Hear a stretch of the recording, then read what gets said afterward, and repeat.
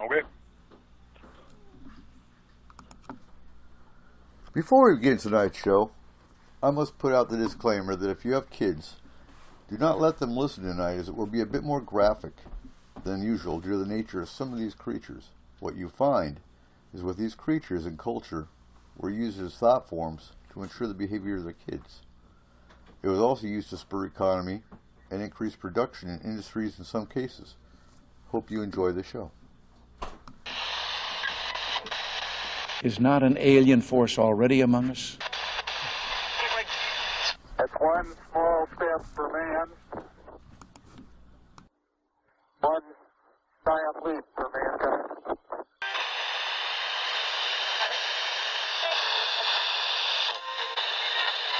From some other species, from another planet, outside in the universe.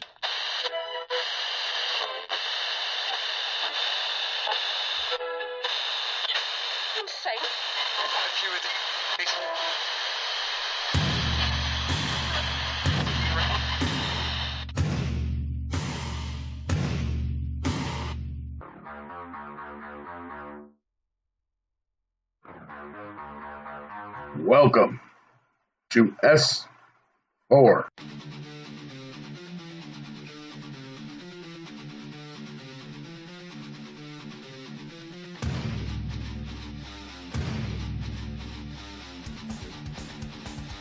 Good evening, ladies and gentlemen, and welcome to S4, the official radio broadcast of Forest Moon Paranormal, with host Eric Cooper and our panel of enlightened minds. Coming to you live from FMP headquarters located in the heart of Skagit Valley, Washington, at the base of the majestic North Cascade Mountains. We will take you through a journey of exploration as we examine every aspect of the metaphysical.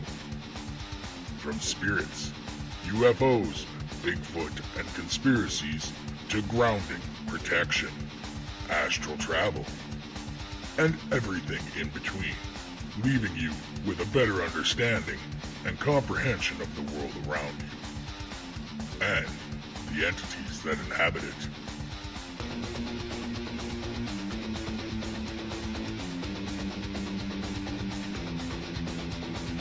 Join us every Saturday night at midnight Pacific Standard Time on the Fringe FM and locally on KSVU 90.1. Remember to check out the Forest Moon Paranormal Facebook page and join in the discussion.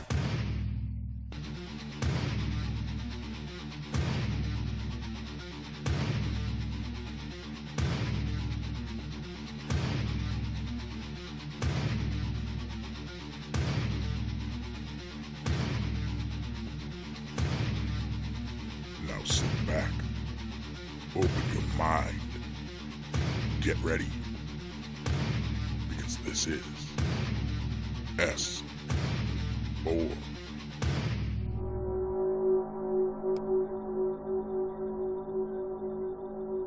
Good evening or morning, depending where you are, and welcome to S4, the voice of Forest Moon Paranormal, coming to you live from the FMP headquarters in the beautiful mountains of concrete.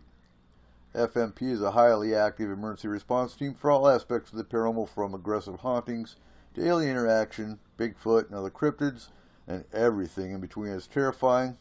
S4 is a voice where we discuss these things in detail, giving you a better understanding. You can find S4 on the Fringe FM every Saturday at midnight, where you can also find Lighting the Void with Joe Roop, Shift Happens with Cortana, and Dark Waters. We are also on terrestrial radio for our locals with KSVU 90.1 FM locally from 10 to 12 Saturdays with our pre-recorded shows for the locals. So tonight, it's the 8th of December. Can you believe it? It's already the 8th. And this is going to be the second in a series of holiday-related shows. It'll cover all the creepy things of the holidays, from Krampus and the Yule Cat, where did Jack Frost come from, Belsnickel, the Yule Lads, and many more.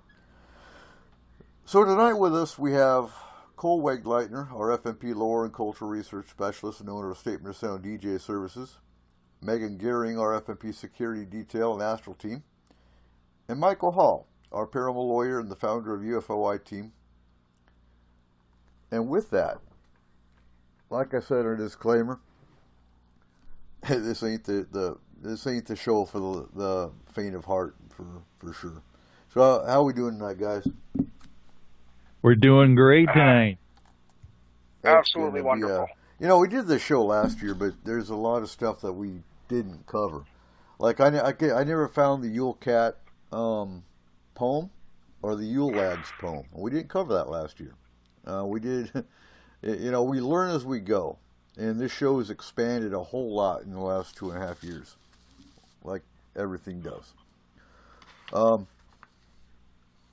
I added, I always wondered.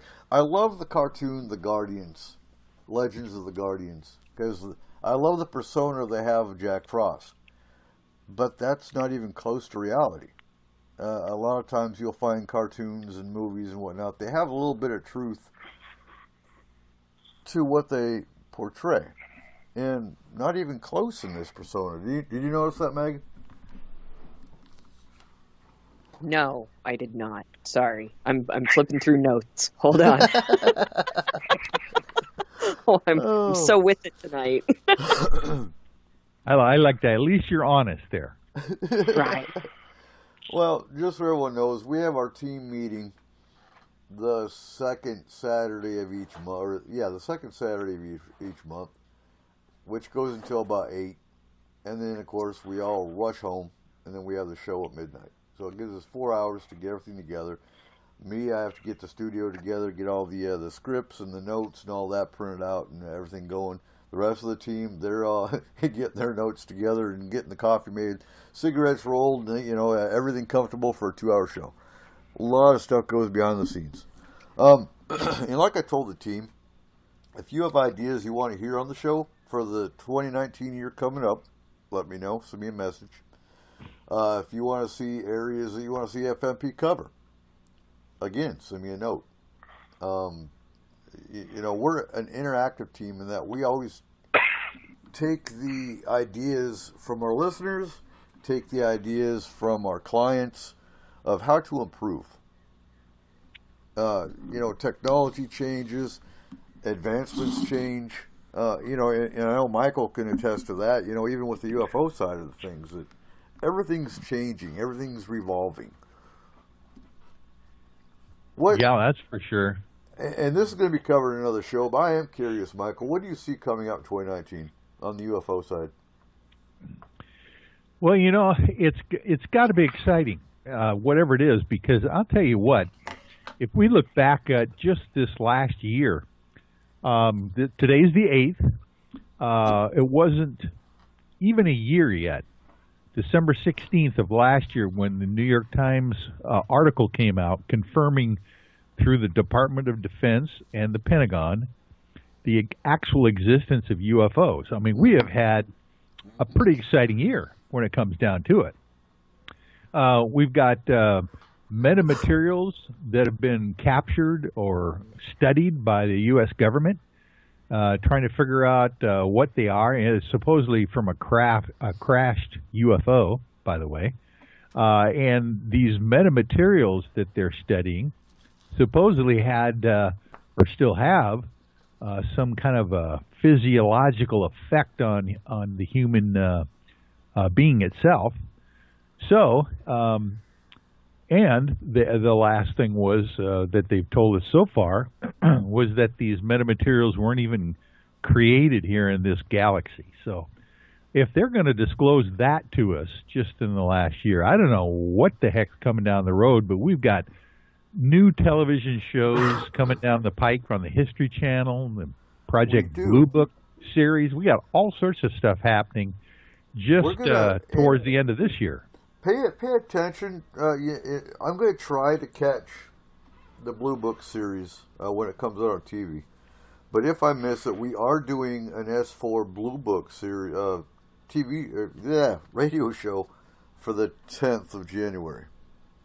Oh, perfect! 12th. Because the 12th, yeah, Project 12th. The Project Blue Book actually comes out first airing on January 8th. That's at why 10 we. p.m. Yeah, that's 10 why we plan p.m. it for the 12th. That way, we're not going to be spoilers or whatnot. We'll be able to talk about what we saw, and basically the actual history of Blue Book. and all the advances it did, and the investigations they did, and who the key players were, and things of that nature. That'll be great. Now Trip is asking. He thought the New York article videos were debunked. Yeah, some people have he's talking about the Tic Tac gun camera footage that was taken from the FA-18s off of the Nimitz aircraft carrier off the coast of California. I've heard that too, but then again, you just never know what's disinformation. There's this theory out there that they throw things out there to the public, and they try to tell them, a little bit something about disclosure in that regard, and then they pull it back later on, and they can pull it back with truth, or they can pull it back with disinformation. I don't know which is which at this point. Of course, you've got these Navy pilots that have been thrown out there in the mainstream media talking about these things that they captured on their gun camera footage. So it would be really difficult to kind of slam those guys. They've got the whole careers involved in this thing, and they were given the green light to talk about it. So I don't know what's disinformation and what's not at this point. Right. Okay, and going with the theme of tonight's show, Cole, what is tonight? Yeah. Tonight is nothing, but on the 5th was St. Nicholas Day to all our friends in Austria. And wasn't the 6th actually Krampus night? No, the night before the 5th is Krampus night. Okay. So the 4th? Kind of, because, so just like our friend Santa Claus, Krampus would come in the night. So it was kind of in between. Like he didn't come on the 4th, he didn't come on the 5th. He came in that moment before and after. Right, okay. And we're going to be hitting beat Krampus. The heck out of you. We're probably going to hit Krampus second hour, because I'm trying to hit some of the ones that don't get as much popularity, and they're not as heard of, like Belsnickel, like the Yule Cat. Krampus has made a big surge, and I gotta say, in the movie, they portray Oma as being German. Krampus was never German. And I was so confused when that movie came out, because I spent 8 years in Germany. I had German friends. I spent Christmas in Germany numerous years. But I've never heard of Krampus. I would think, being 8 years in Germany with a whole bunch of Christmases, I would have heard something from my German friends about Krampus. So, well, yeah. But for a long time, Austria was considered part of Germany, and a lot of their traditions and their things, like, you look for how many years was Arnold Schwarzenegger not considered an Austria in the United States? For many years, as a bodybuilder, not as an actor, he was considered a German. Right. So Krampus did start in Austria, but he was ingrained into German culture. But, and we're jumping the gun a little bit, but I do want to say, it's interesting that Krampus was actually made illegal and outlawed in both the German and the Austrian cultures by the government, based on religious organizations that influenced the government. That actually made Krampus illegal. And he's only recently, in last 10 years, made a comeback. But again... Hold on. Go ahead. One more thing. To all my friends in Austria, may I say, Happy St. Nicholas Day. May your shoes be filled, and may you have a Merry Christmas. Do they get silver coins in their shoes? Or is that something different? No, candies. Candies and goodies. Okay. That's a different culture. There's another culture where, and we'll get to that. I've got to figure out which creature that is, but there is another one where they actually get silver coins if they're good. I think that might be Belsnickel. Anyway, Jack Frost. Dutch. Jack Frost was made entirely of ice. He's a sprite-like creature that leaves a shiver wherever he goes. He's responsible for the frosty weather in December. He was usually depicted as some sort of a sprite or an elf. Now, where did he come from? You know, I've got to say, like I said before the show, I always loved Jack Frost in Legends of the Guardians. I love the portrayal, but that's far from the truth. Some tales claim that he is related to said giants who are responsible for glaciers, avalanches, ice caps, and frozen rivers. But he was never human. He was never changed into a magical snowy man by the moon. He was never seen as an old man, and only occasionally he was a child or a teenager. So his mother was thought to be Keri, the Norse god of the winds. Her son was named Jokul Frosty, which means frosty icicle, and it's believed the name Jack Frost is just a modernized spin of it. But other myths claim different. In Russia, he is known as Father Frost, who was a blacksmith forging chains to bind the earth and its waters together. In Germanic folklore, they instead have Old Mother Frost, who was a white-haired crone and shook out a feather blanket to create snow. He comes from a long history of personifying the seasons. Frequently, someone might refer to a winter or frost as if they were a person, as Hannah Flagg Golds did in her poem, The Frost. Jack is just a generic man's name. It's hard to find characters like this from any other season, but in winter, there's Old Man Winter, there's Snow Queens, Ice Maidens, Mother Holly. So, Jack Frost is only personification. Now, in 1740, in roundabout our coal fire, or Christmas entertainment, this time of year being cold and frosty, generally speaking, or when Jack Frost commonly takes us by the nose, the diversions are within doors, either in exercise or by the fireside. And there's the ancestor of nipping at your nose. You guys got anything to add? Wow, so Well- that was actually brought up in 1740? Huh. Yep. Wow. It was cold then, too. I've got a list of them. 7 December, 1765, Jack Frost. To the author of The Summer's Tale, St. James Chronicle, 10 December, 1765.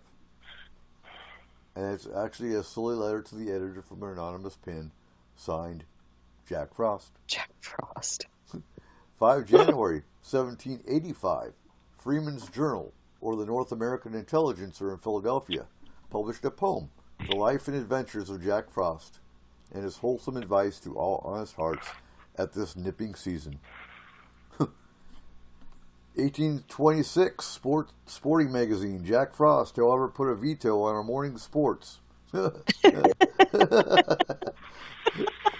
In 1858, the copyright for a book, Jack Frost and Betty Snow, with other tales for wintry nights and rainy days, by John F.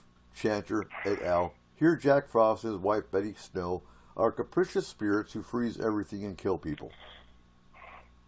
Wonderful. So, I mean, we're talking, you know, Jack Frost goes all the way back to the 1700s. Well, and it just goes to show you too that, you know, those winters were long back then. I mean, they were just sitting around the fire trying to stay warm and telling stories a lot. So they made up a lot of interesting legends and probably put some facts to some of the old stories, you know, that they were passed down orally over the years. Must have been an amazing time to be. I would love to have read that article back in the 1700s, you know, in that newspaper by that anonymous person. I will find that reference for you, and it's actually got links to some of this. Oh, that would be interesting. I'm looking. Yeah, I do have a link to Little Jack Frost from 1875, Charles Sangster. The Jack Frost of this poem has a lot in common with the Jack Frost of Rise of the Guardians, a nose-biting, prank-playing creature capering wildly through storm and sleet, he was finally ousted by Mother Nature. Well, I do want to say something. I don't know if this is honestly true, but this Okay. is something that I have been told from living in Canada. Was the reason Jack Frost nipped at your nose is because whenever you saw the old fur traders in Canada who would come back out of the cold after a long winter, they didn't have a nose left. Mm-hmm. It had been taken by frostbite. Oh. And that was Jack Frost taking your nose. Yeah, and that makes sense. Trip in the chat room has some information, not about Jack Frost, but about Comet 46P Wirtanen will be closest to Earth on December 16th at 8:06 a.m. Eastern Standard Time, which would be 5 a.m. for us, less than 4 days after making its closest approach to the Sun. Let's see, we'll pass very close to the Earth, just 7,199,427 miles away. That's among the 10 closest comet approaches that have occurred since 1950, and the 20th closest approach of a comet dating as far back as the 9th century AD. Wow. Thanks, Trip. Thank you. Thank Wow. you. But I do want to say, Comet will be a little bit closer to my house on December 24th. I'm just saying. Yeah. Along Oh, with Cupid and Dancer and a few of the others. Oh, yeah, exactly. Rudolph. That's much closer than the Oumuamua Is it? object that came through our system. So that's going to be interesting. Okay. Let's talk about can I ask a ghost. question quick? Go ahead. I'm sorry, just about that. How big is that comet? Do we know? Let's see. I'm looking. And it'll take a second for Trip to answer. And I'm looking through his comment. And it doesn't say. It's not very nice, Trip, sticking your tongue out at me. And it won't have a tail. And A that comet reminds without a me tail. of the comets or the meteors that the kids on the bus talked about. Whitehorse. I've never heard of a red comet. No, but I've heard of Charlie Red Star up there in Canada. No, this is here in Darrington. Yeah. Yeah, Wow. there was a Just last Facebook week. post. There was a Facebook post on my local community board, and basically school-age children were on the bus, and they reported, the whole bus of kids reported seeing a red shower of meteorites impact on Whitehorse Mountain. And they were red. And I've been following the post on Facebook. No adults reported seeing it. There's no reported photos or videos. And it was sometime between 8 a.m. I mean, it was daylight hours. It was 8 a.m. to 9 a.m.-ish.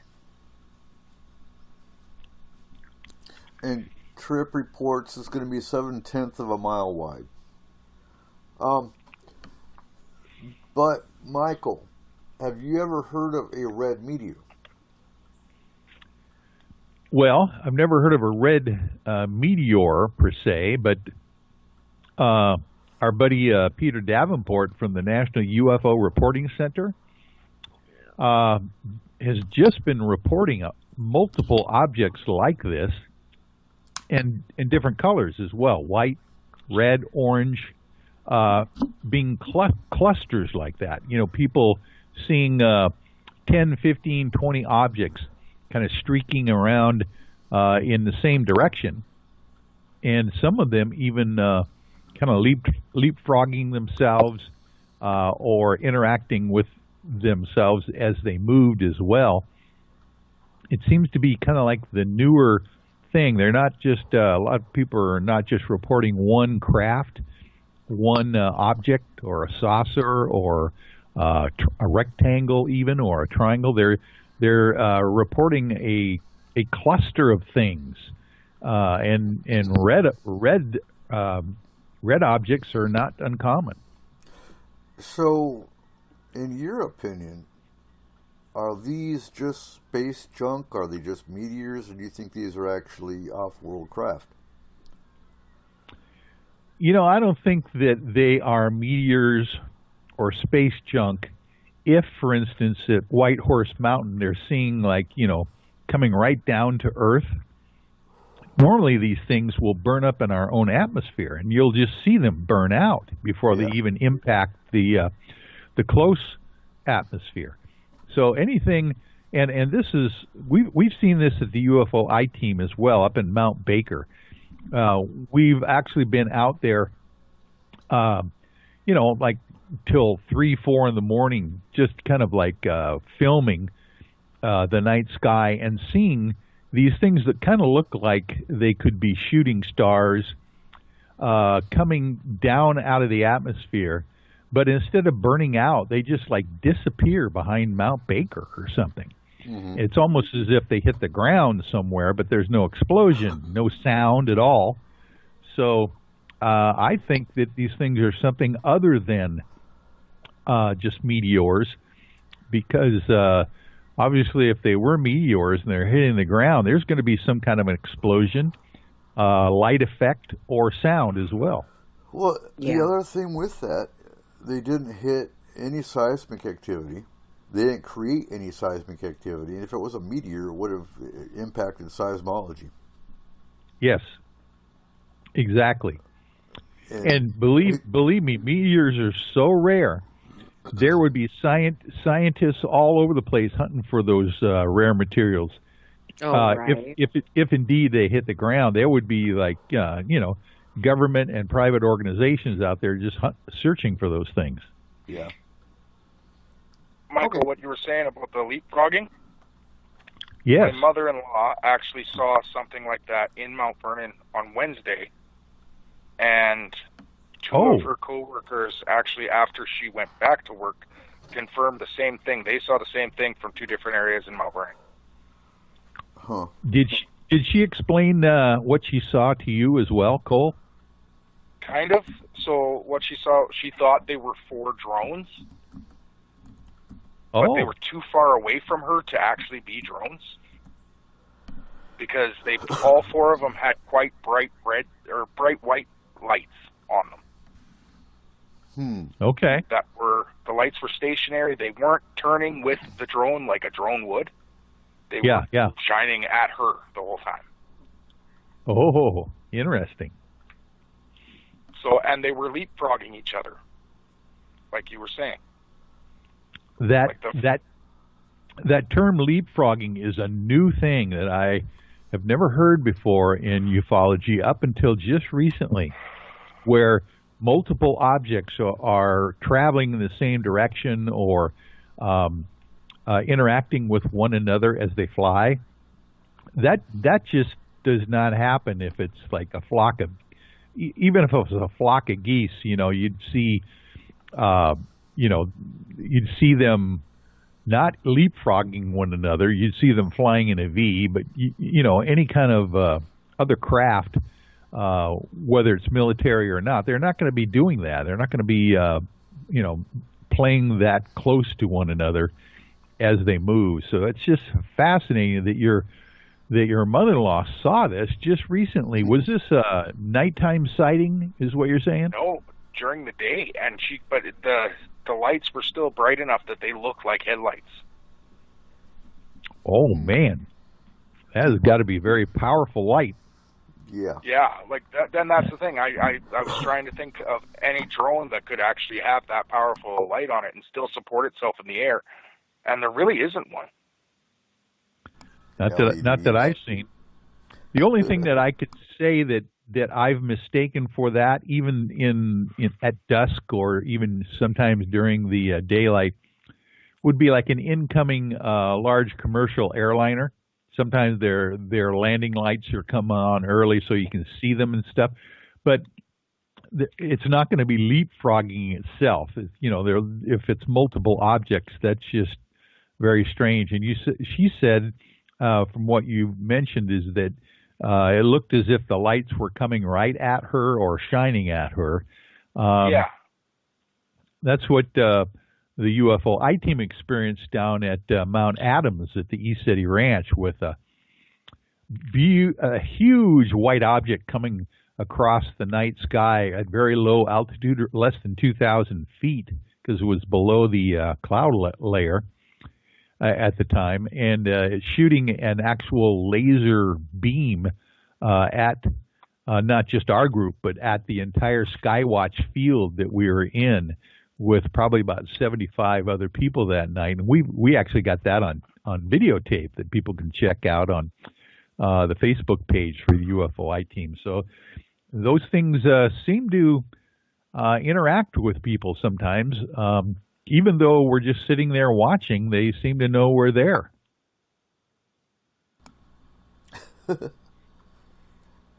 All right, moving along. And folks, with S4, anytime we get into a topic that is off the topic of the show, any kind of news that comes in, we always jump on that and go. But next, Sorry. I want no, that's fine. That's what we do. But any new listeners, yeah, we always go off topic. That's just part of S4. But Marie Lid, it's Wales. It's the zombie horse. Did anyone look up the zombie horse? Oh, I did come across that. So, Marie Lid is a zombie horse who rises from the dead every New Year's Eve to remind the living of their existence and even try to get into the house. Don't be alarmed if a skeletal horse with snapping jaws and a long cloak arrives at your door. It's just the Marie Lid. I'm probably butchering the name, but hey. You probably are. A scary looking but very fun take on wassailing. In this tradition, a horse's skull with jeweled eyes is mounted on a pole and carried by a person hidden under a sheet or sackcloth, led along by carolers. The Marie Lid goes from door to door, singing and asking to come inside. Traditionally, the resident is supposed to trade songs with the carolers for a bit until he or she invites them all inside for drinks and other treats. I'm sorry if a zombie horse comes knocking on my door to come inside. Do not open your door, folks, or you're going to wind up calling FMPN to take care of it. Yeah. Don't be alarmed. Come on. Once the Marie Lid has been fed, it's off to another home to repeat the ritual. Next we have the Yule goat, found in Sweden. So, Thor, the god Thor, apparently rode a chariot led by two goats. Since then, the Yule goat has become a huge part of Scandinavian Christmas. I'm going to Google a picture of the Yule goat. And that's what's unfortunate. We can't show pictures. I know. Okay. You think the god Thor could have gotten something better than a pair of goats, though? I'm just saying. I would think. But goats can get pretty big. Now we have Ded Moroz, found in Russia, the Slavic equivalent to Santa. He dons a blue fur coat and a magic staff. He delivers presents to children in person on New Year's Eve. Russian Santa Claus, Ded Moroz, is thin, oh that's no fun, and wears an ankle-length robe and holds a scepter. There are no sleighs or reindeer accompanying the Santa. Instead, he rides in a troika, pulled by 3 horses. According to the Times, Ded Moroz delivers presents to good boys and girls door to door. Well, that ain't no fun. I like the chimney idea better. His granddaughter, pigtailed fairy Snegurotchka, also known as the Snow Maiden, helps him deliver the presents to the children to make sure the evil witch Baba Yaga does not steal them. And then, of course, we have... Say again? Oh, I'm just like, ugh, because I was actually reading about the Baba Yaga back before Halloween. Right. And I didn't pull anything. You know, I thought about it, but I didn't pull anything up about Baba Yaga. Yeah, no, it was it's pretty much a witch that's kind of like our version of the Sandman, but a Yeah. very ominous presence. We And actually, we actually talk about Baba Yaga in the Fae shows. We've actually covered Baba Yaga on S4. I believe interesting. 2 years ago. So, never mind. Carry on. I'm new. I just want to know how the Russian Santa Claus is dressed in blue. I don't know. The Russian Santa Claus. Right? April. Drinks vodka. Yeah. And then we have the Periscope Snow blue. Maiden. And it's really interesting because again we talked about the personification of winter. When you got the Snow Maiden, we have Jack Frost, which I believe is primarily anywhere it's cold.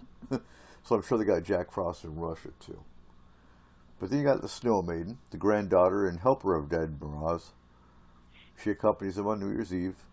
Spot her in silvery blue robes and a furry hat. Then we have Lucy, or Lussie, found in Norway and Sweden. So 13 December is St. Lucia's Day. St. Lucia is represented as a beautiful young woman, and nowadays the occasion is marked by a young woman in a white sash, representing the saint roaming the streets with a health and safety officer, painting crown of candles on her head. Yeah. Wow. Don't put. Now, let me don't get put this candles right. on your This head. is no, and she's only wearing a white sash. Is that what you're saying? Yeah. We need to go to Norway. For sweet. Wow. Oh. So, however, a few centuries ago, Norway celebrated Lucia in a very different form. For the night before 13 December, Lucia's night was the night when evil spirits and demons rose up to wander the earth. Children needed to be good, and the adults warded off evil by protecting their homes with the sign of the cross. Lucia was portrayed as a hideous demon with tyrannical powers. She rode through the skies on a broomstick, accompanied by demons, evil spirits, and trolls, spreading mayhem and chaos, destroying property, crops, and livestock, and kidnapping or killing anyone foolish enough to not be tucked up safely in bed. That's no fun. So they got to make her a saint? Come on now. You got to ruin all the good stuff. So in Bulgaria, Turkey, and Serbia, we have the Karakan Kolos. Did you find that one, Megan? In your notes I did, but no, I actually did not come across that on my own research. Okay. So the Karakan Kolos is generally portrayed as a cross between the devil and a Sasquatch. Ooh. In Turkey, he would stand at... Oh, wait. So it's not Turkey. America calls it Turkey, but in Turkey, it's called Turkiya. So in Turkiya, he would stand at street corners on winter nights, settling riddles for passersby. If the traveler gave an answer that included the word black, they were free to go on their way. If not, he would strike them dead with a single blow. Elsewhere, the Karen Kolos' favorite trick was to disguise their voice to pretend to be someone's friend or relative and lure their intended victim out into the snow. Sometimes the creature would set them into a trance and leave them to roam free. But in Serbia, the Karen Kolos preferred to jump on the victim's back and use them as a personal taxi service. Oh, that's cool. The exhausted The first person was Serbian only Uber. released at dawn. I like that. I Cole, do too. the Serbian Uber. I like it. The Serbian Sasquatch Uber. Oh, there you go. Yeah. Talk about ride sharing. There you go. So, if you invited a Karen Kolos into your house, they would feel compelled to imitate their host's behavior. If you set fire to silk or thread, the Kirinkolos would be tricked into setting fire to its own fur, and would run from the house screaming to find water. Oh. Hey, just going back quick to the Dead Moroz from Russia. Yep, Dead Moroz.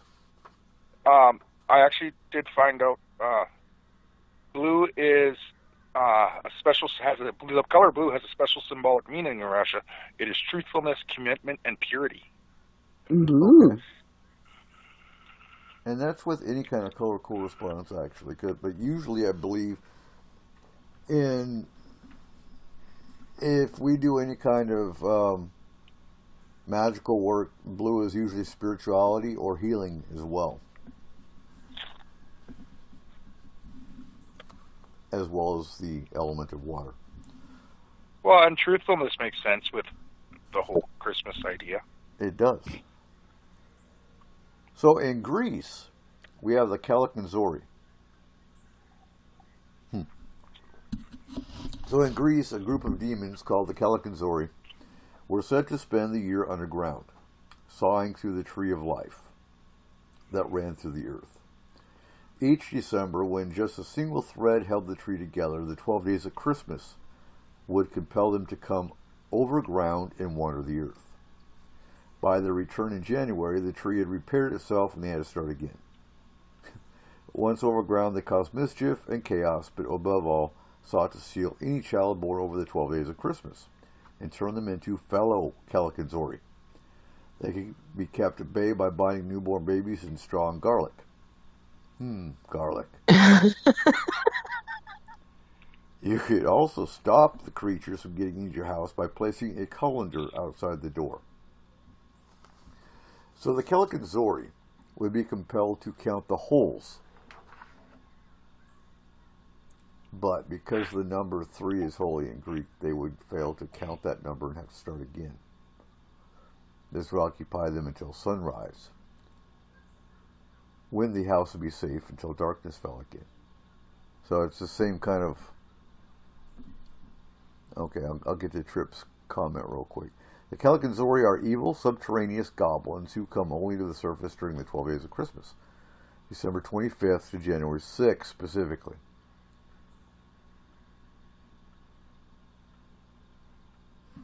So, Tripp is in the chat room. He says, to add to it, Dead Moroz went by the name Morozko, a powerful and cruel god of frost and ice, married to the equally unforgiving winter. He could freeze people and landscape at will, including entire invading armies. In some tellings, he was capricious and unpredictable, and the newly established Russian Orthodox Church attempted to brand him as a demon, along with the other pagan gods, naturally. However, his more lasting image was of a wise and impartial old man, someone who would give everyone a second chance and only freeze them if they persisted in their ways. Don't expect to see Dead Moroz in a Santa hat. Huh.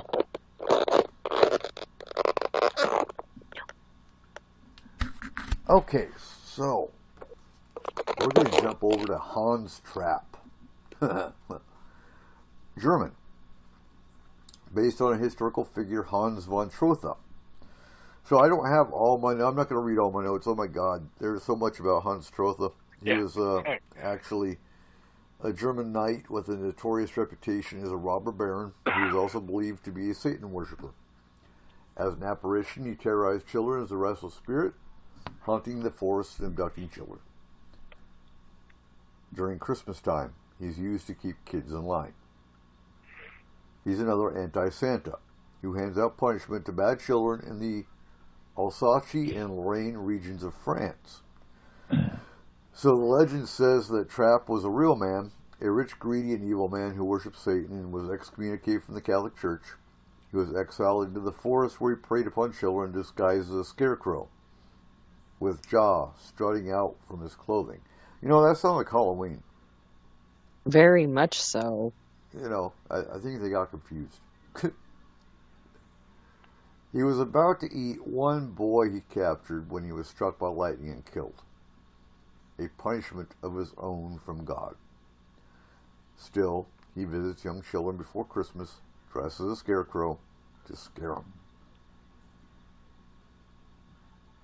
You know, when he was struck by lightning, there was a guy named Murphy sitting on the hill beside him. And that's the first time he said, "That's how it goes." So, he was about 2 meters tall, and even by today's standards would have been an imposing figure. He became a local legend in the Palatinate region under the popular corrupted name of Hans Trapp, or occasionally Hans Trott. He was not only described later as a robber baron, but over the course of time became portrayed as a figure of terror for children who, as the Black Knight, Schwarzer Ritter, was a restless spirit who stalked through the Wasgau at night. And if you look up the legend of Jungfernsprung, his name was associated with the fiend who wanted to take the young maiden's virginity. He's just an all-around bad guy. He is. So he's actually described in the I'm thinking Almanac, it's probably like an almanac poem of the Alsace. Look, there comes Hans Trapp. He has a nice pointed hat, and a beard white like a roan. He comes from the beautiful starry sky, and brings children a rod, who do not do singing and praying. Look, Hans Trapp, we are so small and good and obedient at home. Shouldn't come with your stick, because we can sing and pray too. Yeah, okay. They didn't do very good at poetry, did they? Well, it probably sounds a lot better in German. Oh, I'm sure. I don't have the Der Deutsch translation. But like, it just, a lot of those things, they lose a lot in their translation. Oh, you get to hear another one too. I think the Yule Cat isn't very good either, but it's interesting. So the Tomten. Oh. Now, like we were discussing the Tomten before the show, and if you go back and you listen to the original S4 show about the Fae, you're going to hear about the brownie. And you know, I kind of equate what they call the Tomten as a brownie. The brownie it's a Fae that works around the home and works around the farm. You give them a bowl of milk or a cake and ale, you take care of them. They stick around, they're happy. But oh, God help you if you make them mad. So the Tomten, don't let looks deceive you. You might look like a cute little gnome. And some people don't like gnomes, but oh, but you'll not want to mess with him. Not only does he possess immense strength, but he does not screw around. He's easily offended. And if you cross him, if you're lucky, you'll get a hard strike on the ear. Otherwise, he might kill your livestock, beat you half to death, drive you insane, or kill you with his poisonous bite. But if you treat him well, he'll protect your household. This is one guy you want on your side. And we're going to close off the first hour with Belsnickel. So, do you want to pick up Belsnickel, Megan? Sure. Okay. So, this is a German guy, or it comes from Germany, it originates in Germany. Belsnickel is a man Let me clad jump in real quick. Because what's interesting is Belsnickel is the only one that you could document coming to America directly, whereas all the other creatures or beings stayed in their own culture, but were kind of just brought here through stories. But Belsnickel actually came to Pennsylvania directly. See, now, did he come with the Quakers? The Dutch. The Dutch. The Pennsylvania Dutch brought him to America. Okay, yeah, he is not a good guy either. No. Well, if they're Yeah. on the show tonight, they're not. Oh, they're not. None of them are good. Hey, I try to kind of figure out why. Huh. Why they're in lore and, what made them bad or whatnot. And I mean, I don't know. Parents were really strict back then. Well, that's how they kept them in line. The whole. Pick up your toys, or Belsnickel's going to come tonight. Oh my God! Yeah, I'm going to pick up my toys. Yep. We could afford to bring some of that back. Uh-huh. Yeah. Oh man. Okay. So yeah, I'm just Yeah, so he's another stick bearer. He would be walking around with the wooden cane. So let's see. Yeah. And yeah, he would also big sack. A big sack with candy and nuts. Now that's a gift for you. Mm-hmm. Right? That's a trick. You know what? And that makes sense because when I was in first grade, I went to Mount Vernon Christian School, and it's the Dutch Reformed, and we would go, at Christmas time, we'd go do our Christmas play in this Dutch Reformed church. And what did they give us? They didn't give us toys. You always get a treat when you're a kid, but they gave us candy and nuts. Really? Yep. Now, I wonder if that came from Belsnickel. Yeah. Because, that just dawned on me. That was the big common denominator right there. Is we got a brown bag after the Christmas play, and it had nothing but, peanuts and candy. Maybe an orange. Yeah, oranges were big. Mm-hmm. Yeah.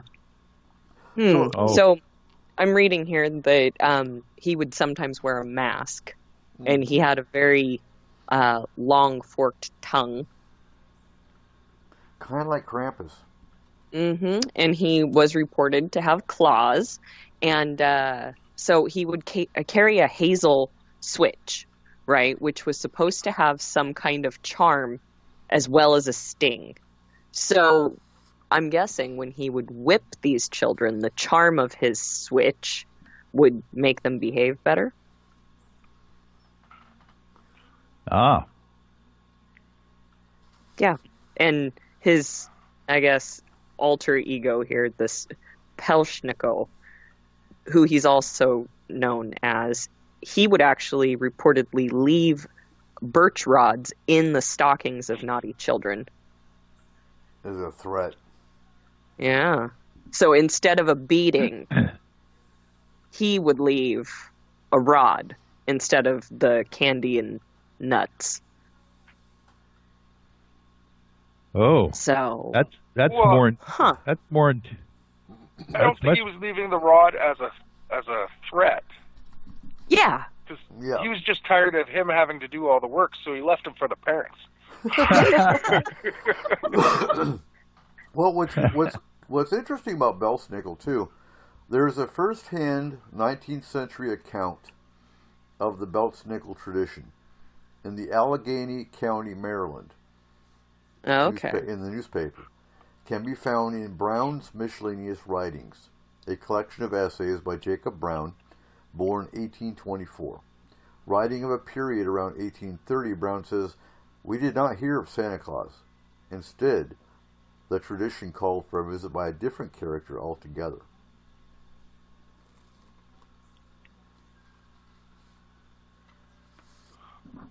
I do like what he was also known as.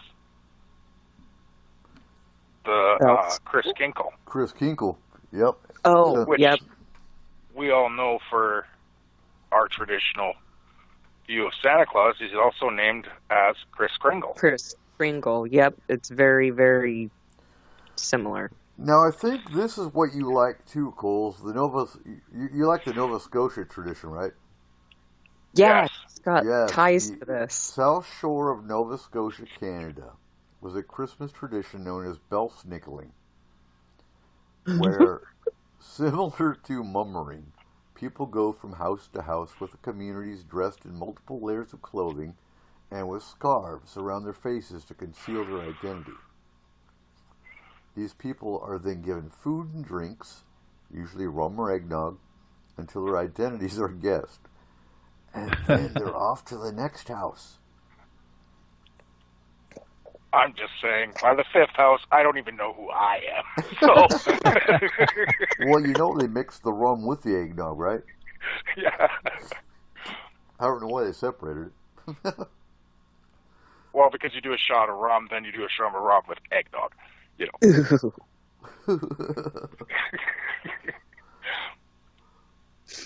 Oh, so he was known as Chriskinkle, Beltsnickel, and sometimes as the Christmas woman. That's weird. So And, children, huh? I was going to say maybe it's the fluffy fur coat. I mean, it appears very lavish in this rendering I'm looking at online. Yeah. So Well, and it does say he wore a female garb. It kind of did, didn't it? Yeah. Oh, a cross-dressing Santa. Oh, Now we're really getting into it. only for the Pennsylvania Dutch. So children then not only saw the mysterious person, but felt him, or rather his stripes upon their backs with a switch. Oh, I'm not going to go there. The annual visitor would make his appearance some hours after dark, thoroughly disguised, equally, especially with the face, which would sometimes be covered with a hideously ugly fizz. I assume that means mask.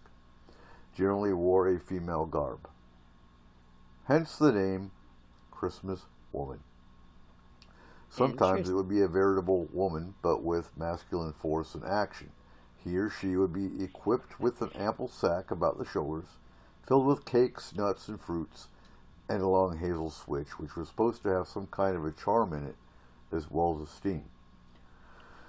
One would scatter the goodies upon the floor, and then the scramble would begin by the delighted children, and the other hand would ply the switch upon the backs of the excited youngsters, who would not show a wince, but had it been parental discipline, there would have been screams to reach a long distance. So the Beltsnickel character originated in the Palatinate when people immigrated to Pennsylvania. They brought their German traditions with them. Beltsnickel was known in Pennsylvania in the early 1800s. And on that, folks, we did great covering some of the minor ones. But it's time for our break. Wow. I hate to hear what's going to happen next hour. Wow. We got to talk about Krampus. So, when we come back, we'll continue with discussion of the creepy beings of the holidays. So stay tuned for hour 2 of S4. Are you intrigued by Paranormal Talk Radio? You'll love the new Paranormal Radio app from TalkStream Live. You'll find a great selection of talk shows covering UFOs, ghosts, strange phenomena, and much more. Download the Paranormal Radio app now and start listening to the very best in paranormal talk entertainment, including the network you're listening to right now, the Paranormal Radio app, free in Google Play and the iOS App Store. Times are changing. The circus of politics, healthcare's low standards and high prices, and let's not forget food quality. What to do? Arm yourself with Life Change Tea at GetTheTea.com. In a world of chemical imbalance and poor air and water quality, it's time you make a move. Log on to GetTheTea.com and stock up on organic non-GMO supplements. Don't forget the tea. Cleansing your body never felt so good. And we have a brand new tea called Takedown Tea, which helps support healthy glucose. All natural body support so you can be at your best, naturally. All you have to do is log on to GetTheTea.com. That's GetTheTea.com. We're not a fad that comes and goes. We are the real deal. Join us and armor up. GetTheTea.com. That's GetTheTea.com. Changing America's health one tea bag at a time. So, you love talk radio? Then you'll love TalkStreamLive.com. TalkStream Live is always on, 24/7, with the best streaming talk shows. Find your favorite talkers and discover some new ones. It's free, readily available online or on mobile with any smartphone or tablet. Finding your favorite talk shows all in one place has gotten a whole lot easier. Just go to TalkStreamLive.com. Be sure to download the free apps from Google Play or the iTunes App Store. Poor water quality is a major health issue, and it's only getting worse. Municipalities can't keep up, standards have dropped, and pollutants are increasing. Where does it all end? It ends by keeping the pollutants outside of your home with HydroCare's advanced systems available at Wave Home Solutions. No less than the best purification materials and processes have been developed by HydroCare to provide you with healthy, clean water for drinking, cooking, and showering. HydroCare far surpasses the competition in removing chlorine, odors, iron, lead, chemicals, limescale, and much more. Don't settle for less when it comes to your water. We'll take care of the toughest water problems for you, whether it's from a city or well source. Satisfaction guaranteed. For more information, call 888-997-WAVE. That's 888-997-WAVE. Or go to bestwater123.com. That's bestwater123.com. Wave Home Solutions for a healthy, comfortable home. Do you want to lose weight but have no idea where to begin? The Fast Start Diet, a 3-day weight loss plan, is the answer. 3 days of nutritionally balanced, calorie-restricted meals delivered right to your door. No shopping, no measuring, and no cooking. Everything is prepared for you and ready to eat at home or on the go. The Fast Start Diet has all the amazing benefits of intermittent fasting without starving. We've helped thousands of people who have struggled to reach their weight loss goals. Isn't it time we helped you? With the Fast Start Diet, you'll lose weight and feel great. Find us on Amazon or go to faststartdiet.com and use promo code POWER to get $10 off your first box. As a special bonus, we will include our #1 rated Lipo3 appetite suppressant spray free with your order. Whatever your diet plans are, start with us at faststartdiet.com and use promo code POWER. Okay, nurse, let's get this man to the ER stat. Right away, doctor. We see this every day. Heart attack or angina pain due to blocked and clogged arteries. Chelation can remove obstructions or blockages from arteries and help avoid painful and expensive surgery. Now there's Angioprim. It's a liquid oral chelation product that you take with juice. You start to feel the results fast. Angioprim increases blood flow all over the body, and that means more energy and strength to take on the day with less aches and pains. 60 years of research has gone into chelation, and Angioprim is the result. A safe and easy way to unblock your veins and arteries from buildup that slow circulation. Paging Dr. Jones. Please report to the emergency room right away. Log on now for a special radio offer from Angioprim. That's angioprim.com/radio. ANGIOPRIM. Angioprim.com/radio or call 877-882-7221. That's 877-882-7221. Balance of Nature's fruits and veggies in a capsule. It's a great product. And the one thing I like about it the most is that when you open the bottles, you can smell like the scent of the fruits and veggies. It's no genius thing to it. It's really just fruits and veggies, which everyone needs. And you guys kind of put it in a way where you can take it easy and you can get it, and it's natural, and that's what I like about it. You know, I like the product, and I've taken it, and it's definitely made me feel a lot better. You know, I'm a healthy person to begin with, but it's definitely good prevention, and it's definitely gives me energy, and I feel like it's a natural thing. I like it. I really do. For a limited time, use discount code TALK to receive a 50% discount on your first preferred whole health system and have it shipped to you free. Call 1-800-246-8751 or go online to balanceofnature.com. Again, use discount code TALK. Welcome back to S4. Tonight is our second of the holiday series. Hope you all enjoyed tonight's discussion. You can also find the archives at our Spreaker site and on the US4 YouTube channel for all the shows you missed for the last 2 years. Anyway, back to the show. And we are going to start off the top of this hour with, so there's what's called these guys are found in Iceland. That should explain a lot. It's cold, you're bored, it's dark. And these ones are probably... I put these guys right up with Krampus as far as the ruthless scale goes. And what's interesting about these ones, so you have Yola Katern, otherwise known as the Yule Cat. You have Grilla, which is the mom. And she had 3 husbands. And I think I have some... Yeah, Grilla's husband is Lepalui. I think that's how you say it. That one I have to butcher. And then you have the Yule Lads. Now, I don't think we talked about these guys last year. But what's interesting is I actually have the Yule Cat poem and the Yule Lads poem this year. And one of them just sucks because it doesn't have any rhyme to it. I think the Yule Cat one does. So, Grilla was a female giant, or ogre. She was a chef. And she was a chef because she ate kids. Her favorite dish is a stew she makes from bad little children. She's first mentioned in writing in the 13th century. Can you imagine 13th century reading about this? I mean, we sit and read about it now, and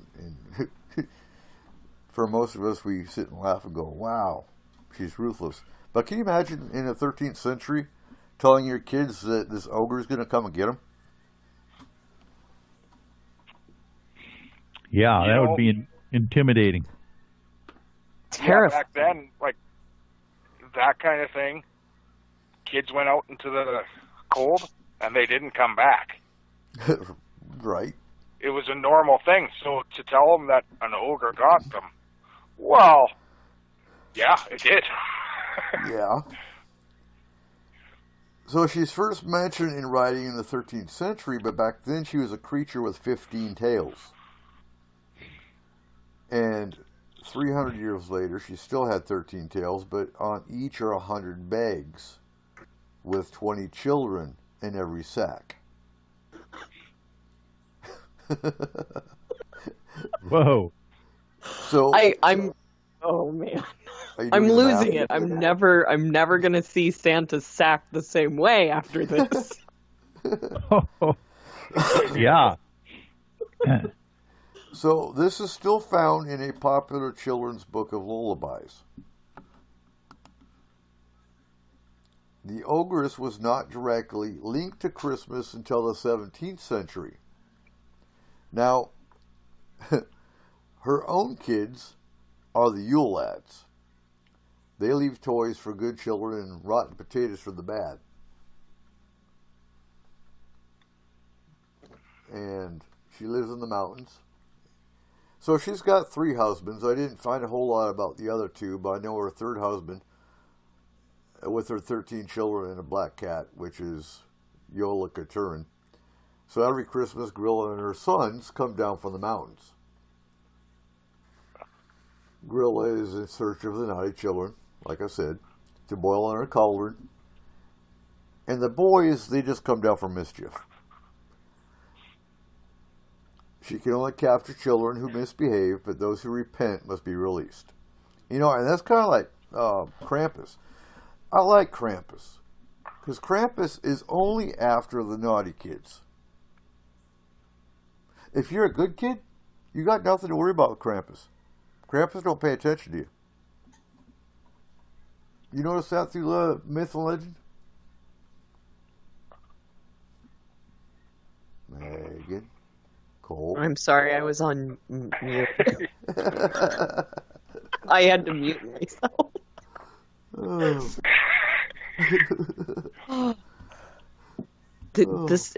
just sitting here going, Christmas is so scary.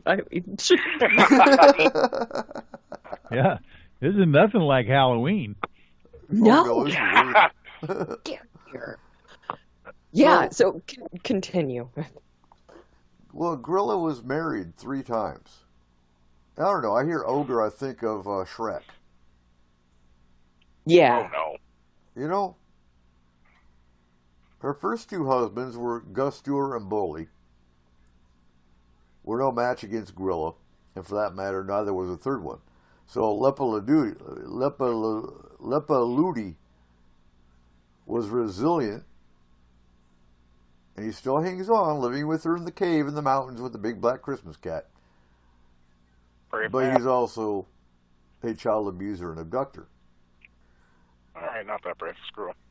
Well, yeah, kids are tasty, apparently. He mostly stays at home in his cave, lazy and mindless. We're going to jump over to Yellow Katurin. Now, this one I really find interesting because he's a black cat that eats the kids, but only if they don't have new Christmas clothes. You remember hearing about that? Yes, yeah. Okay. This one confuses the heck out of me because really this is just, it's exactly what we have now with our Santa Claus. It's been taken on with consumerism. Yeah. But in a different way. Well, think back. No. Think back in that century. Think back, today they can't make people work. Even if they threaten them with a big black cat that's going to come and eat them if they don't make more clothes. They got to change with the times. Because back then, I find this story really as just the way to make industry make more clothes. Because they actually paid the workers with new clothes so that Yellow Katurin didn't come and eat their kids. If that makes sense. Yeah. But at the same time, when you were a kid, you were scared of an ogre coming to get you, and now you're scared of a kitty? Come on! But you're scared for your children at this point. I think this is more geared for the parents. Because, oh my God, if I don't get my kids new Christmas clothes, this ogre's cat is going to come and eat them. That's I what I'm see getting the out connection. of it. So, Yellow Katurin is otherwise known as the Christmas cat or the Yule cat. Again, she's from Iceland because she's Gorilla's cat. She eats people who do not have any new clothes to wear on Christmas Eve. Many people believe it was used to increase productivity among wool workers, specifically wool workers. So this ginormous cat's sole purpose in life is to eat children, and adults, some say, that do not get a new piece of clothing before Christmas. So it devours financially disadvantaged folks. That's the bottom line. So the Yule cat, hold on, that's Yule Lads. Yule cat poem I've got. And again, I've got to throw this disclaimer that the actual poet wrote, one of Iceland's most beloved poets in this century, Johannes Urakotlum, wrote a lay about the Yule cat. It follows in the translation of Vignir Jonsson, who says, "You'll have to forgive me, but I didn't make it rhyme. I'm not much of a poet." But what's interesting is it kind of tells the story. So you all know the Yule cat, and the cat was huge indeed. People didn't know where he came from or where he went. Yeah, it doesn't rhyme. He wasn't very good. He opened his glittering eyes wide, the two of them glowing bright. It took a really brave man to look straight into them. His whiskers, sharp as bristles, his back arched up high, and the claws of his hairy paws were a terrible sight.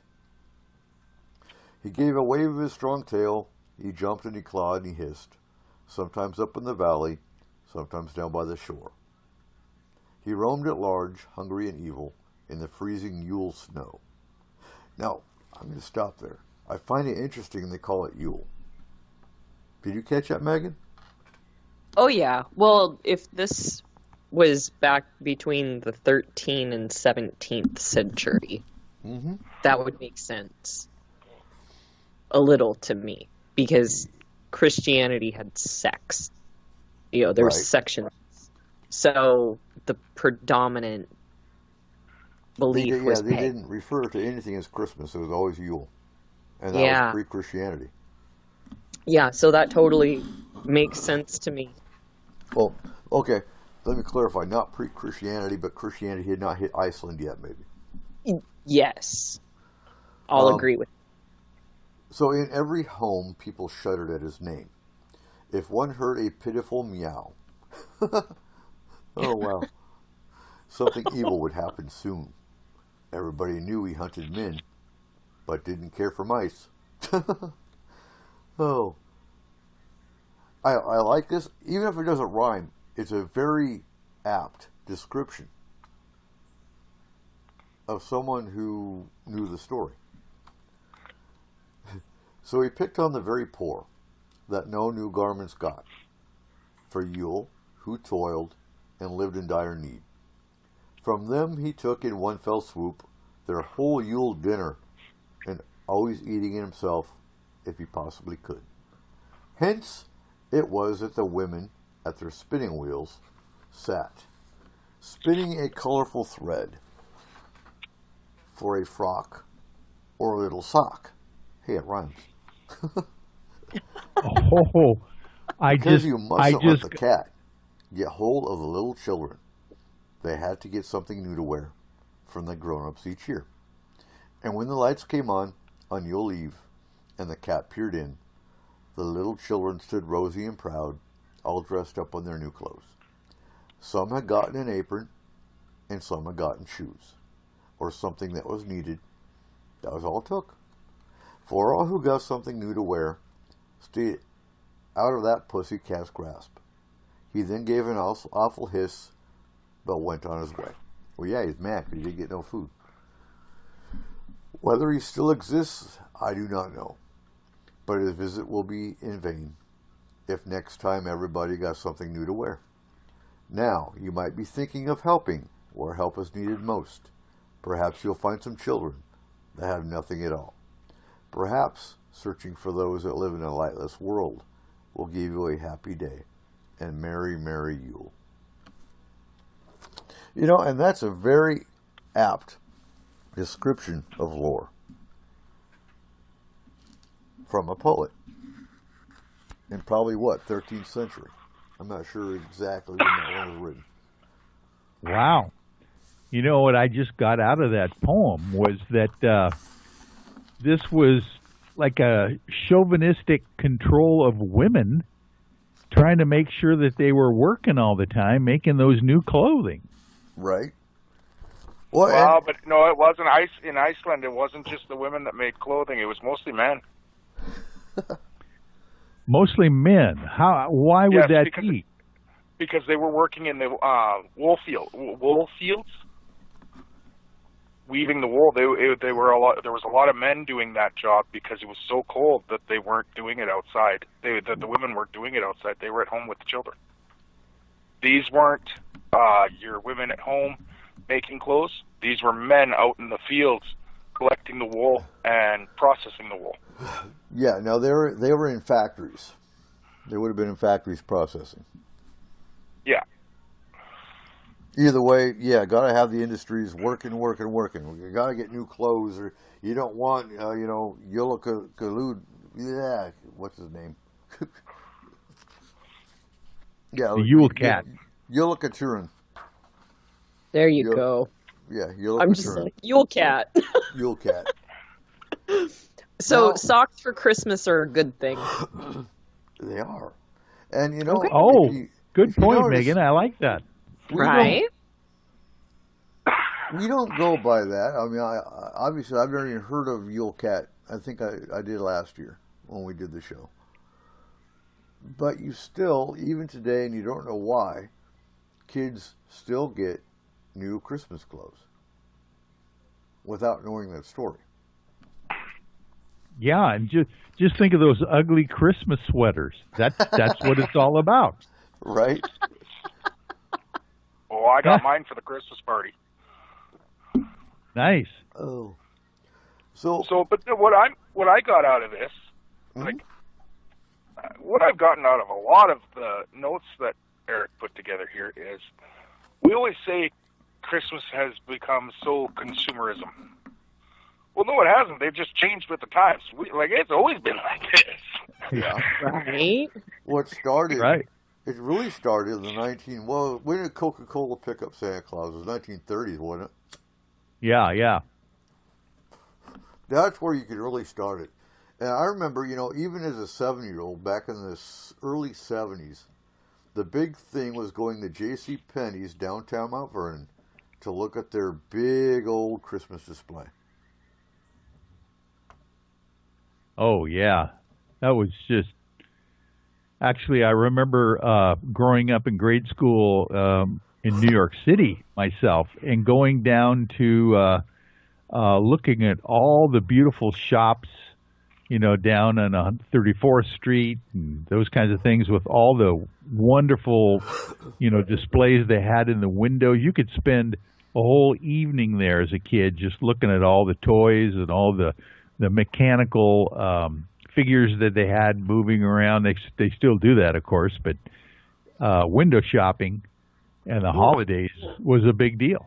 And we'll look at the Macy's Day Parade. Look who sponsors the Macy's Day Parade. You can tell by the commercialization of Christmas just by the Macy's Day Parade. It's funny because we were sitting there this Thanksgiving.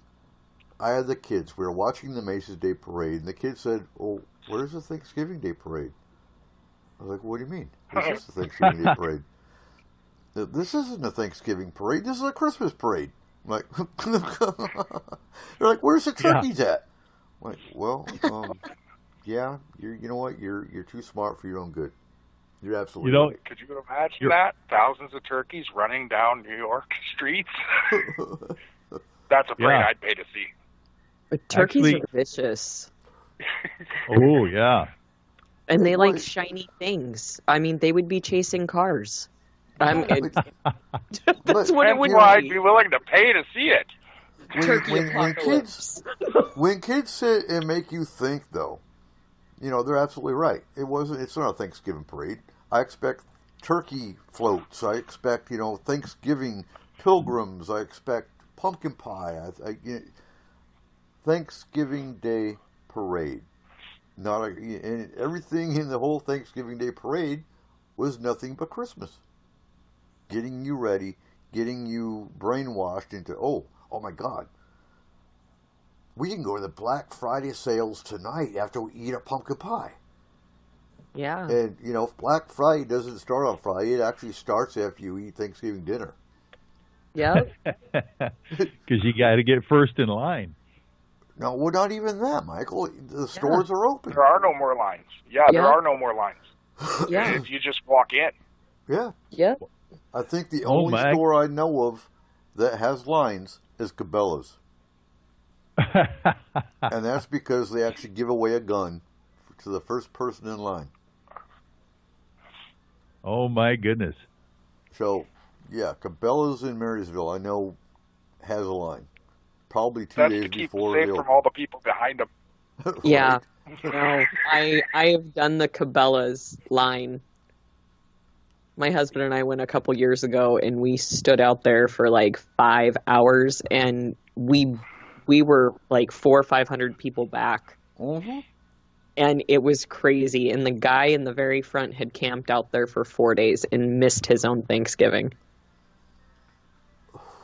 And it's sad what consumerism has done. Yep. That's what it's come down to. So, the Yule lads are Gorilla's kids. There's 13 of them. So Icelandic children place a shoe in their bedroom window, each evening, the 13 days before Christmas. Because every night, one of the Yule lads visits, leaving sweets and small gifts or rotting potatoes. Depending on how that particular child has behaved on the preceding day. So, you know, you don't have to be good for the whole year, just good for that day before that Yule lad comes in. Can I just say, Grilla, or whatever Grilla. her name was, Grilla, she might want to look at how she's storing her potatoes then. Right? It sounds like she had a lot of rotting ones. If they got that many rotten potatoes, then yeah. Or a lot Well, of good kids. obviously, she doesn't use potatoes in her stew. She uses kids in her stew, so... Right? But then why did you buy so many potatoes? Maybe they grow potatoes. In Iceland? Yeah. Good luck. Yeah, wait, I'm seeing a problem with this story. That's why they're rotten. So, each Yuletide lad has a specific idiosyncrasy and will therefore behave in a particular manner. So, starting with, I'm not even know. Anyway, Sheepcoat Claude. I'm not going to try the Icelandic name because it's Stekjarstor or something. He harasses sheep, sheepfold stick, who would try to drink the milk from the farmer's ewes, but he's impaired by his stiff peg legs. So he arrives December 12th and leaves December 25th. It's hard to bend down that far. Right? So then we have Gilagor, or Gilyagor. English translation is Goligok. He hides in gullies. So he arrives, and before the days of milking machines, he would sneak into the cowshed and skim the froth off the pails of milk. He arrives 13 December and leaves 26. And then we got Stufer, the stubby abnormally short. That's his translation. He's also known as, Ponuskafil, pan scraper, as he scrapes the food from the pans. And see that it doesn't sound all the way. Hey, come here. The pans are in the sink. Go ahead and take them all. Yeah. But So- can I say something quick? Yeah. The gollygawk, Uh-huh. that is a word I know. Okay. And you know what? It has to do with them. So my grandparents owned cows, and that was something children used to do in farm towns in Canada, is they would go around and skim the froth off of the creaming machines. Oh, wow. And that was in Canada, And right? they would be called, and Grandpa would call them gollygawks. Huh. And see that... And we're not at all Icelandic. No, but that But shows that is something that shows the came cross through. culture. Yeah. And see, before doing the research for the show, I haven't even heard of the Yule Lads. So it's kind of cool that you actually grew up with Gollygawk. Let's see how many. Let's see how many of the other ones you recognize.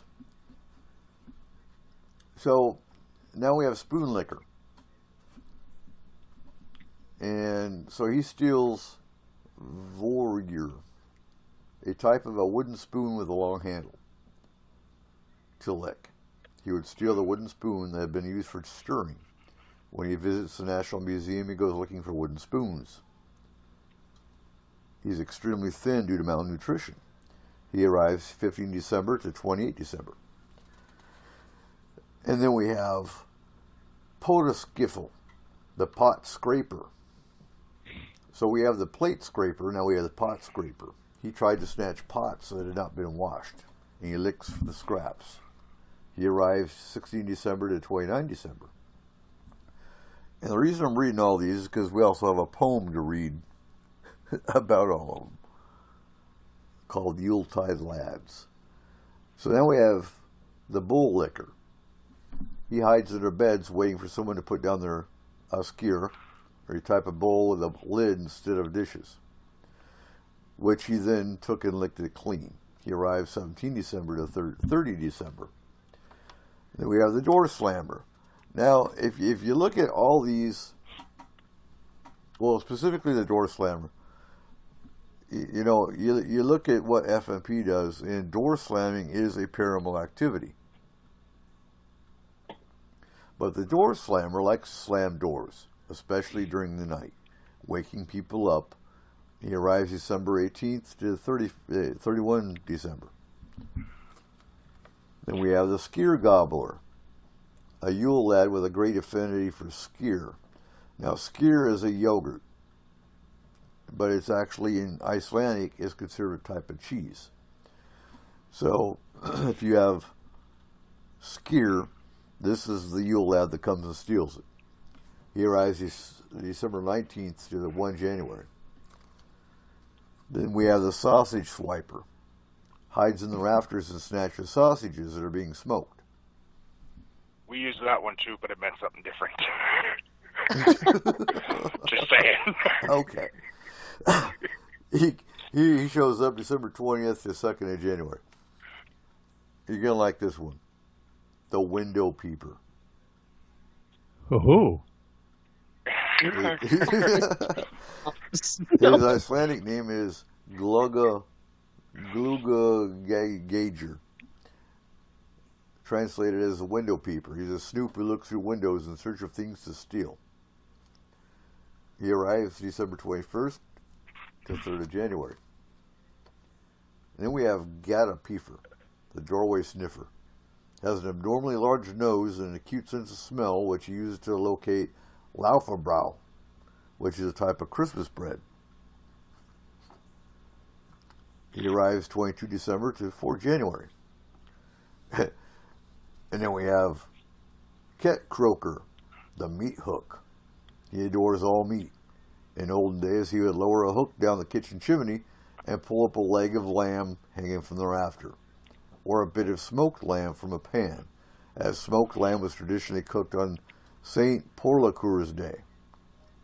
Now, if you've seen the movie Krampus, I think some of these are kind of portrayed in the movie, without spoiling anything about the movie, but you're going to see the meat hook.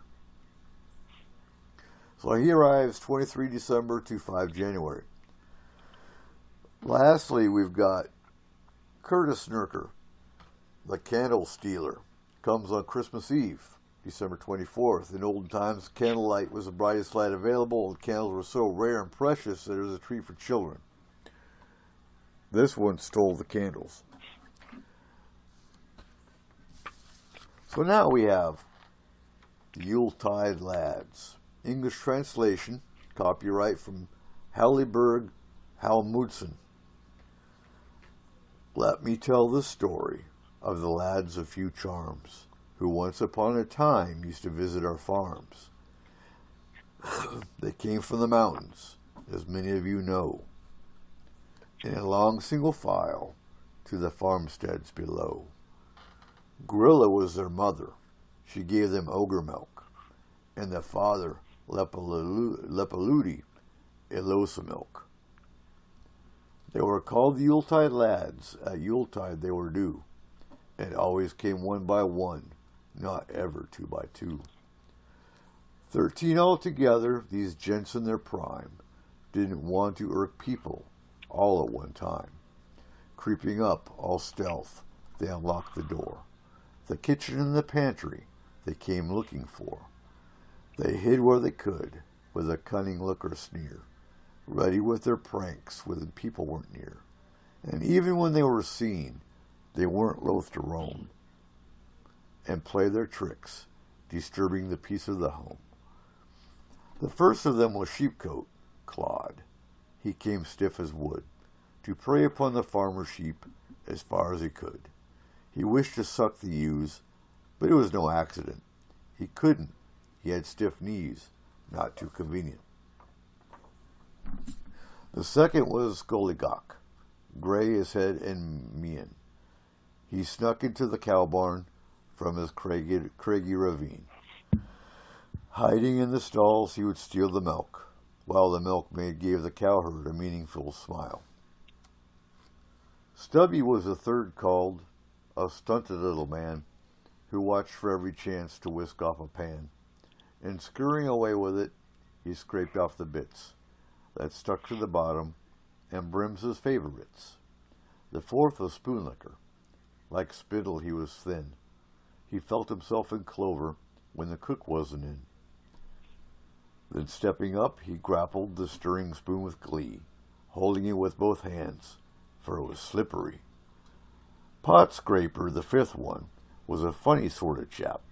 When kids were given scrapings, he'd come to the door and tap, and they would rush to see if there really was a guest. Then he hurried to the pot and had a scraping fest.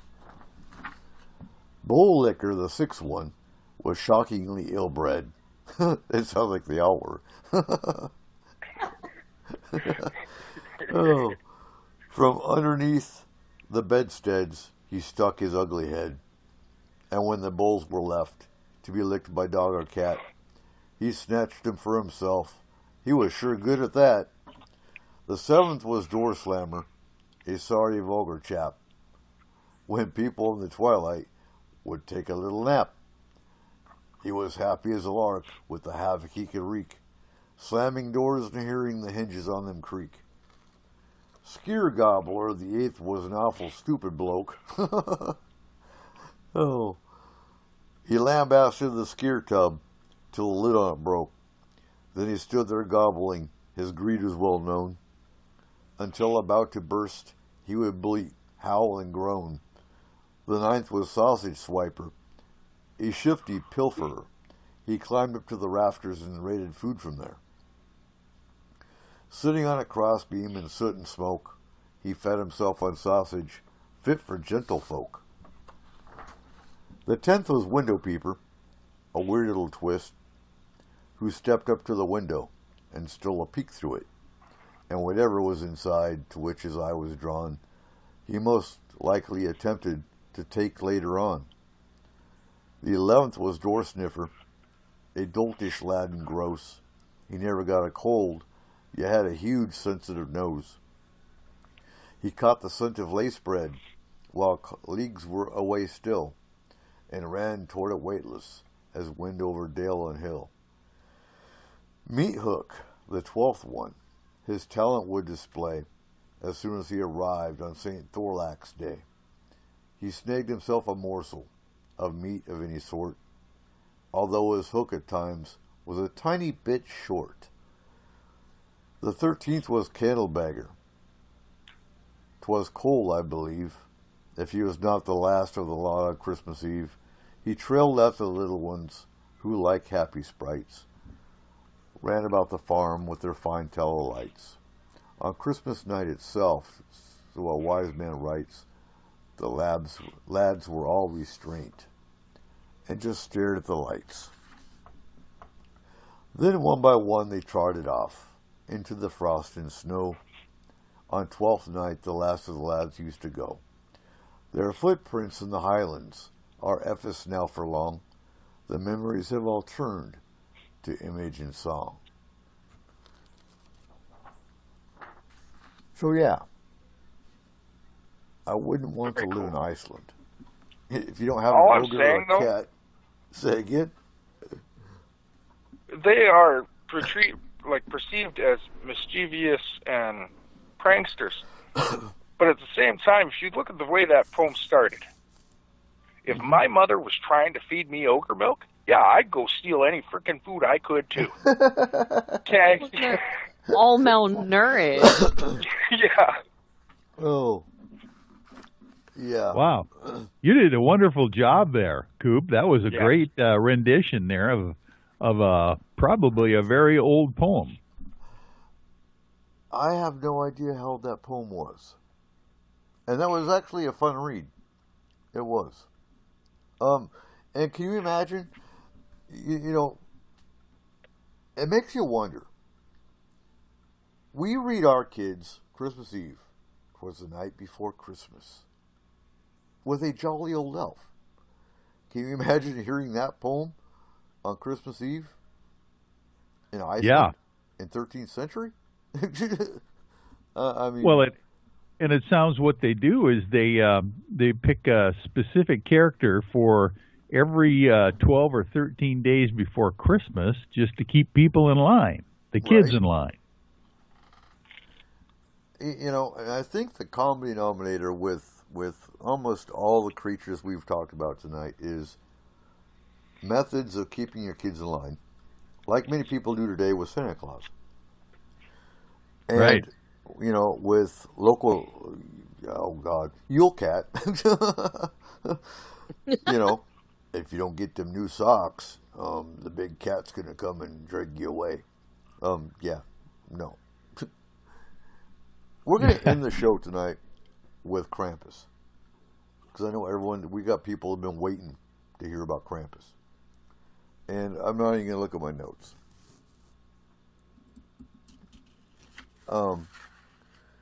I know Krampus started in Austria, from the Alpines of Austria.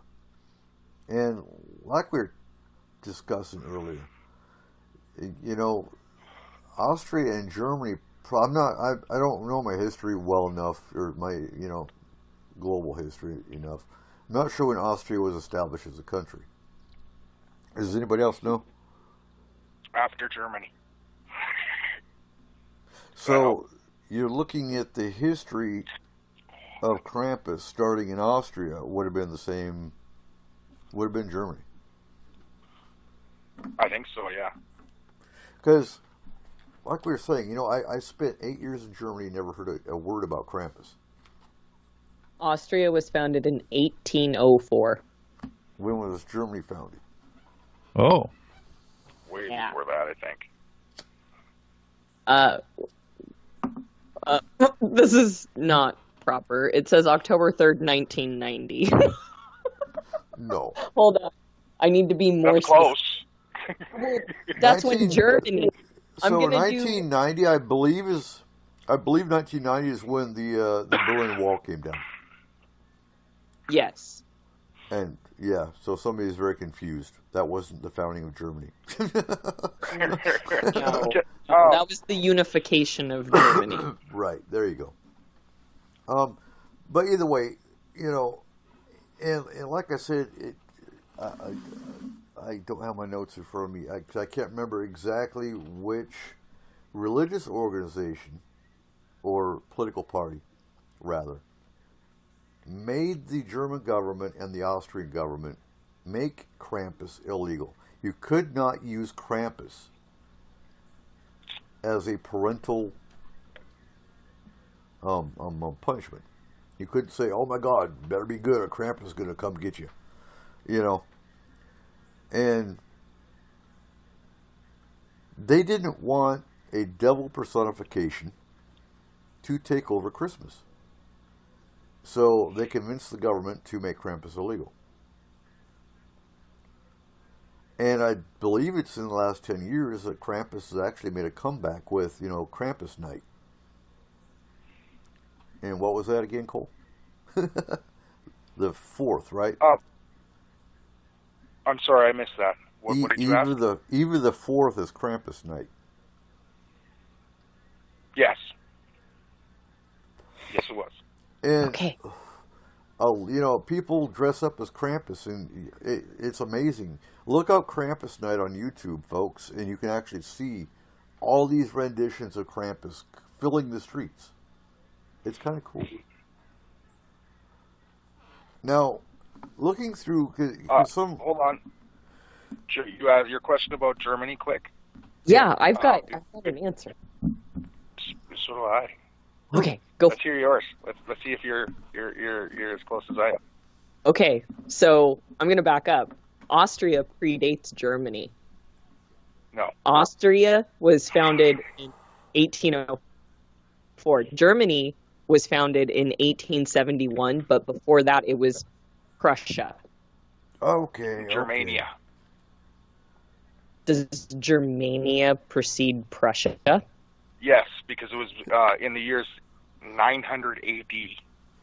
Germany was part of the Roman. From the years 900 AD until 1806, Germany was part of the Holy Roman Empire. So from 1949 to 1990, though, it was made up of two countries called the Federal Republic of Germany and the German Democratic Republic, which is in 1990, those became the full country of Germany. Yes. Okay, because I've got Kingdom of Prussia in 1701, and then Prussia was actually founded in 1525. So yeah, like the whole area itself would have still been under the Germania. They were all different states. Yeah. Is what they would have been called. Well, Germany. So Prussia would have been one of them. Germany is still, Bavaria is one state of Germany, for example. The Rhine is another state of Germany. Germany is still broken down into states, just not as many. Oh, yes. Which is, they're all very different. You go to West Virginia here, and then you go into Missouri, you go to Tennessee. You've got different scenery. But I'm talking, there's a big difference in states in Germany. You can tell the culture is completely different in the different states within Germany, which is cool. Yeah. You got a whole bunch of different cultures. So, looking back then, now if you look at the history of Krampus, they try to say Krampus originated within pagan rituals. And the only pagan anything I can equate with Krampus would be the Greek god Pan. Yeah. So basically they took Pan, made him into an evil being with, you could pick apart Krampus very much, right down to the sticks he uses. And they all have symbology to them.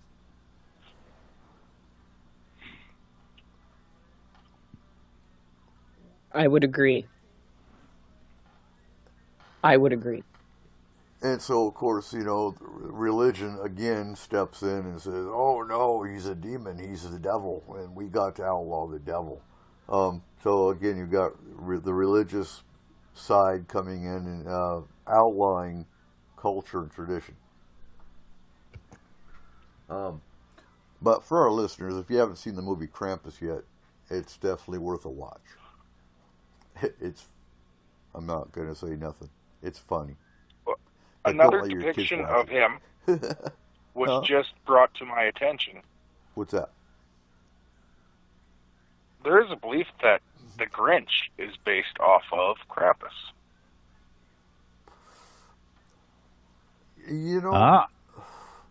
Seeing as Dr. Seuss himself was born of German immigrants. Okay. So he would, through his timeline, being from, depending on what area of Germany from, he could have known the story of Krampus himself, and have brought that into his own stories. Well, I've also heard stories of the Grinch being equated to Bigfoot. Really? Mm-hmm. Yep. Look at his feet.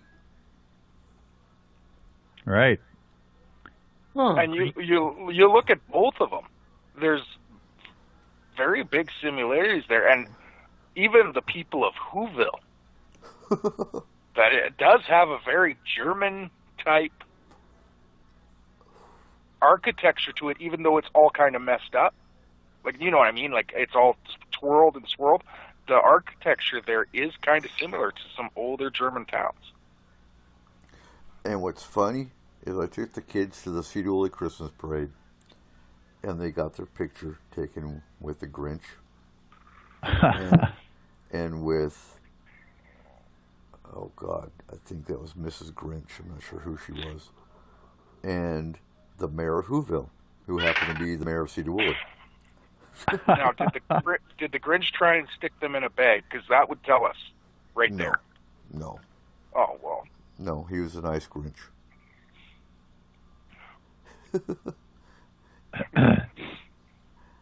Which, you got to feel sorry for the Grinch, because the people of Whoville were pretty rude. Yeah, when he grew up as a little kid and they made fun of him and that kind of thing. Mm-hmm. That was kind of an interesting part of the story I hadn't heard before. It must have been Black Friday.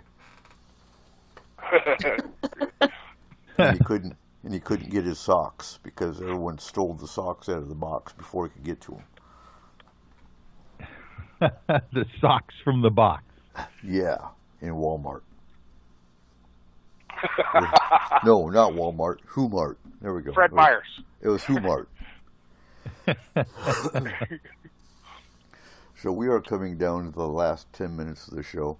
It's been a great show. We actually talked about things this year that we didn't talk about last year, which is kind of what I strive for. I try to strive for, you can go back and listen to last year's Christmas Creature show and definitely hear a completely different show. And that's what I do strive for. Because, like I said, I didn't get the Yule Cat poem or the Yule Lads poem last year. And it's always nice to change up the show.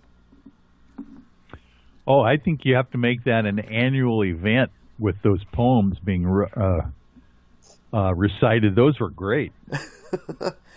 Well, and I think what's great about it is to think about the era and the age they were written. Yes. I love old poetry. And the reasons that they were written as well, and thinking that it's in the middle of the winter somewhere in an alpine place with plenty of snow and people are freezing to death. And there's a reason why these stories were brought forth and told over and over again. Well, and, this month, so we're going to get into that next week, but this month actually has holy days from about 5 or 6, actually more than that, different religions. There's a Muslim holy day, there's a Buddhist holiday, there is a Hindu holiday. But this month is dominated by one religion. Sorry. And, I did just have an interesting question from Kayla. What's that? So if the Grinch is Krampus, does that make the Cat in the Hat the Yule Cat and the Yule Lads thing 1 and thing 2? Oh, very good.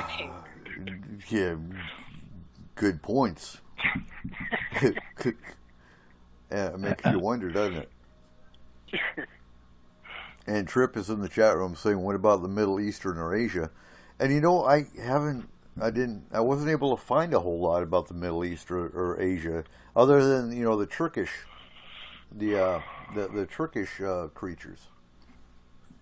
There's not much documented. And what's sad is, when you look at the old customs, some cultures didn't write their customs. They were all oral traditions. And I think that's where some of the problems come in. When you're doing research, you've got to find the oral traditions which aren't written anywhere. I wonder what the Native Americans might have had for a similar type of character in the wintertime. Do you know of any, Cole? Honestly, no. Maybe I've that will been kind of excommunicated a little bit. Maybe that's what we'll endeavor for next year. Yeah, that would be fascinating. Obviously, they have a lot longer culture than we do, and maybe even Europe as well. Mm-hmm. So I wonder if they have some kind of, I'm sure they do, some kind of legendary lore about the wintertime characters. Well, and Asia we could visit in January because their Christmas isn't until January. Okay. Interesting. Yeah, all I'm finding with Native Americans is missionaries were the influence on them celebrating Christmas. I will talk to my grandparents and see if I can find anything out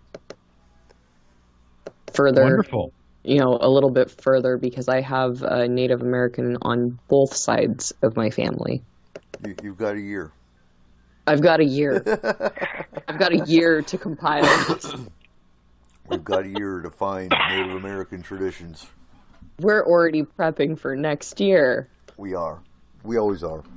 Yeah, I think that would be very fascinating, and I will also look into the Asian because I'm curious to see if there was something around this time of year that, not necessarily Christmas, because again, missionaries would have influenced actual Christmas. Well, that's a nightmare by itself. For them, their celebration is New Year's. Yeah. Okay. And Kayla just found something called Nina. Okay. Neon. For Chinese New Year, and it was a dragon. Okay. Oh, yeah. Okay. Yep. Well, and dragons infiltrate all kinds of Oriental history. Yes. So that makes complete sense. It was a beast that lived under sea. Okay. Water dragon. Yes. So cool. We don't get to do this too often. Go ahead and tell us about Statement of Sound DJ services. So, for the local area of Skagit County, we're a local DJ service, but for everyone out in Radioland, we also are doing production of any commercials or any items you may need for your radio needs, or for any type of needs, like if you just want to produce any type of music or sound production, we can get that done for you. You can reach me through Facebook at www.facebook.com/SOSDJPro. Outstanding, thank you. And Michael, where can we find UFOI Team and your radio show? Oh, yeah. The radio show, by the way, is Saturday nights, Pacific Standard Time at 7 p.m. on nightdreamstalkradio.com. And, of course, the UFOI Team is on Facebook at UFOI Team and UFOITeam.com on the Internet. All right. Excellent. So, and Trips in the chat room. So, Native American tribes, it's a ritual that honors your ancestors' belief system and a way of offering prayer and gratitude. Prayer sticks are made by everyone in a family for 4 days before the solstice. And that makes total sense that they'd be honoring the solstice versus, a Yule. What we call Yule is the same as winter solstice. And so it made complete sense that Native Americans would honor the solstice. Because, again, they are pre-pagan, or pagan-oriented, as far as honoring the earth, as far as honoring the sun, Mother Earth. So, yeah, it'd make more sense if they'd actually honor the solstice until the missionaries found them. So, time's flown. Want to thank our crew tonight.